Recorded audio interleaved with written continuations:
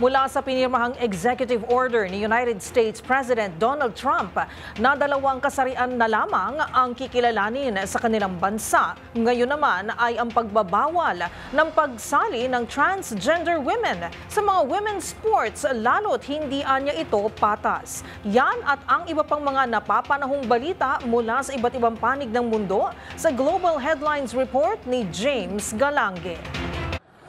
Opisyal nang ipinahihinto ni United States President Donald Trump ang pagsali ng mga transgender women sa mga women-designated sports sa Estados Unidos. Yan ay matapos pirmahan ni Trump ang executive order na anyay magbabalik ng fairness sa mga sports event na sisimulang ipatutupad sa mga paaralan.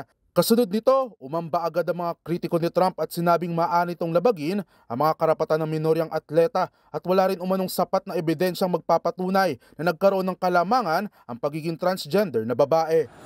Samantala, balita naman mula sa Congo. Iniulat ng United Nations o UN na nagkaroon ng mass rape kasabay pa mismo ng mass jailbreak o pagtakas ng mga preso sa Congolese City, Goma sa Congo.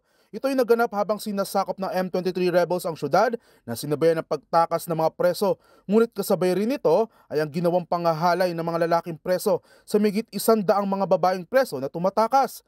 Habang mayroon namang napaulat na sinunog ng buhay sa loob pa mismo ng kulungan. Sa iba pang balita, binalot naman na matinding snow ang mga isla ng Kushiro at Hokkaido sa Japan na aabot hanggang sa 4 na talampakan o mahigit 129 centimeters ang kapal.